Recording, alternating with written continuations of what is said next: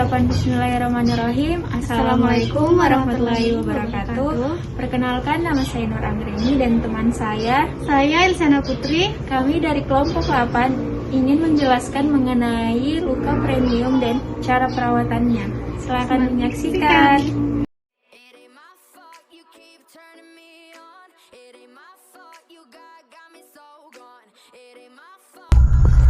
1. Pengertian ruptur premium. Ruptur premium adalah robekan premium yang terjadi pada saat bayi lahir baik secara spontan maupun dengan menggunakan alat atau tindakan. Robekan premium umumnya terjadi pada garis tengah dan bisa menjadi luas apabila kepala janin lahir terlalu cepat. Robekan premium terjadi pada hampir semua primipara dan tidak jarang.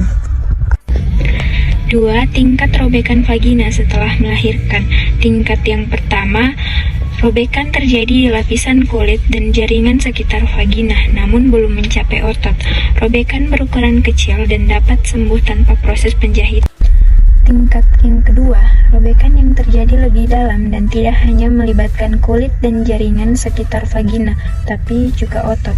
Robekan tingkat 2 ini seringkali perlu dijahit berlapis-lapis dan membutuhkan waktu berminggu-minggu agar bekas jahitan bisa pulih kembali. Tingkat yang ketiga, robekan tingkat 3 ini mencakup robekan pada kulit, otot premium, hingga otot yang mengelilingi anus. Robekan ini tergolong parah dan harus dijahit di ruang operasi. Tingkat yang keempat, robekan tingkat 4 ini lebih dalam dari otot anus, bahkan mencapai usus. Proses penjahitan pun harus dilakukan di ruang operasi, sama seperti robekan tingkat 3. Robekan tingkat 4 juga dapat menimbulkan komplikasi meski sudah dijahit. Komplikasi tersebut dapat berupa inkontinensia, tinja, dan rasa nyeri selama berbulan-bulan. 3. Peralatan. Yang pertama, 1 set alat jahit. Fungsi alat jahit yaitu untuk menjahit kulit atau robekan pada pasien. Yang kedua, dok steril. Dok lubang steril atau alat bantu medis yang memiliki panjang sekitar 25 x 30 cm merupakan alat bantu medis berbahan double reflex, satu sisi menyerap air dan satu sisi anti bocor, dilengkapi dengan perekat. Yang ketiga, lampu. Fungsi utama yaitu untuk menerangi objek pada saat tindakan operasi yang ditempatkan di ruang operasi dan ruang bersalin. Yang keempat, underlap. Fungsi underlap yaitu alat yang dapat menyerap dan menahan cairan dengan cepat dan mudah. Yang kelima, cairan salin normal atau Aquades. Cairan ini digunakan sebagai terapi lini pertama sebagai pengganti cairan dan elektrolit natrium dan klorida pada kondisi kekurangan cairan, misalnya diare, demam, dan dehidrasi. Yang keenam, spuit dan jarum suntik. Fungsinya sebagai perpanjang vena untuk pemberian cairan infus atau obat intravena dalam jangka lama. Yang ketujuh, kasa dan tampon steril. Kasa steril ini digunakan untuk operasi besar maupun kecil, hitan, penutup luka, dan bebat busar bayi. Yang kedelapan, obat anestesi lokal seperti lidocaine 1%. Lidocaine adalah obat untuk menghilangkan rasa sakit atau memberi efek mati rasa pada bagian tubuh tertentu, atau biasa disebut sebagai obat bius lokal. Yang kesembilan, alat pelindung diri. Fungsinya mengisolasi tubuh tenaga kerja dari bahaya di tempat kerja. Posisi pasien. Pasien dalam posisi litotomi. Pastikan pasien hangat dan nyaman. Pastikan pula pencahayaan cukup untuk melakukan tindakan. Prosedur. Prosedur penjahitan luka episiotomi adalah sebagai berikut. Yang pertama, bersihkan area perineal dengan aqua steril atau NaCl 0,9%. Yang kedua, letakkan dok steril di atas area penjahitan luka. Yang ketiga, lakukan anestesi lokal pada area penjahitan. Yang keempat, tampon vagina dapat dimasukkan untuk membantu menyerap darah sehingga visualisasi area penjahitan lebih baik. Yang kelima, periksa area penjahitan serta sistematis untuk mengidentifikasi struktur luka. Yang keenam, identifikasi apeks luka mukosa vagina dan mulai jahitan 1 cm di atas titik luka. Yang ketujuh, gunakan teknik penjahitan kontinu. Perbaikan struktur epitel vagina terlebih dahulu, diikuti dengan otot perineal dan kulit. Biasanya dibutuhkan 2 lapis pada saat menjahit lapisan otot. Yang kedelapan, jahitan harus mencakup fasia rektovaginal yang menopang vagina posterior, lalu ke cincin himen dan diikat pada bagian proksimal cincin. Yang kesembilan, pastikan jahitan tidak terlalu ketat, gumpalan darah dibersihkan dari luka, tidak meninggalkan ruang mati, dan sisa-sisa selaput darah tidak dijahit. Yang kesepuluh, keluarkan tampon vagina. Yang ke-11, periksa kembali apakah hemostasis sudah berhasil dan 2 tepi luka menyentuh. Yang ke-12, lakukan pemeriksaan vagina dan rektal untuk memastikan vagina dan introitus tidak dijahit terlalu ketat dan tidak ada jahitan yang menembus ke mukosa rektal. Yang ke-13, bersihkan dan keringkan area perineal. Yang ke-14, posisikan pasien ke posisi yang nyaman. Dan yang ke-15 atau yang terakhir, hitung jumlah instrumen, kasa, dan tampon yang digunakan. Pastikan tidak ada yang tertinggal.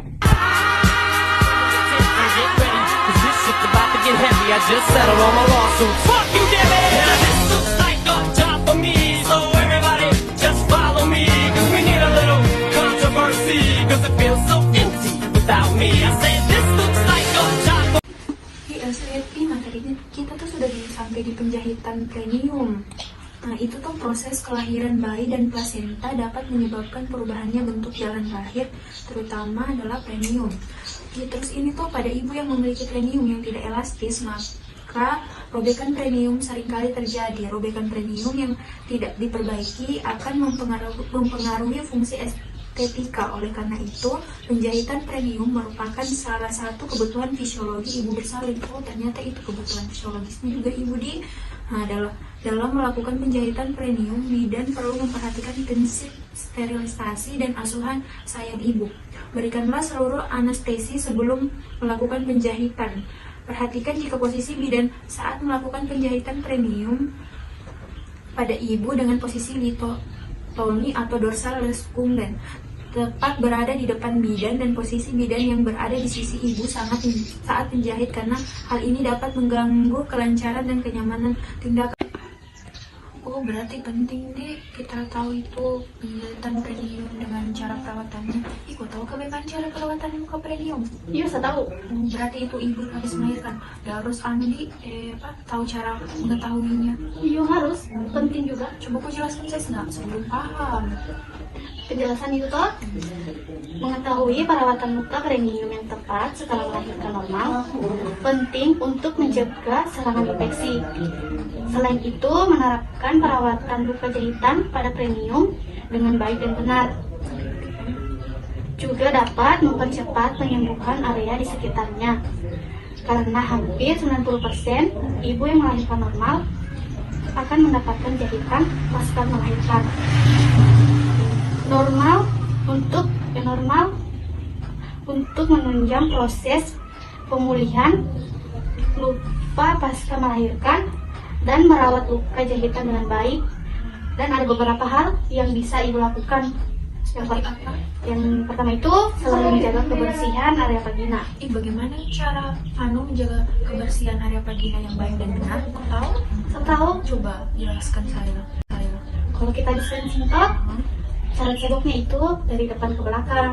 Oh, begitu nih. Sekali kita keringkan nih. Iya, soalnya ada kuku udah habis di epis juga begitu. Jadi datanya saya tuh bagaimana cara perawatannya. Jadi begitu. Ada lagi yang lain? Ada lagi. Coba apa? Yang kedua itu ganti pembalut pasca persalinan secara teratur dan selalu cuci tangan sebelum dan setelah memasangnya. Dan bersihkan luka jahitan setelah buang air kecil dan buang air besar, lalu keringkan area luka.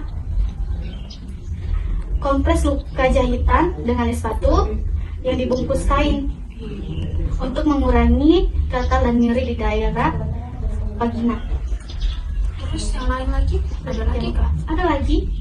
Coba jelaskan. Hindari mengangkat beban berat atau mengejan selama beberapa hari setelah luka jahit. dan duduk secara perlahan dan gunakan bantal berbentuk donat untuk menyangga tubuh ketika hendak duduk. Dan lakukan senam kegel untuk memperkuat otot dan mempercepat penyembuhan luka jahitan pasca melahirkan. Dan konsumsi makanan kaya serat dan banyak minum air putih untuk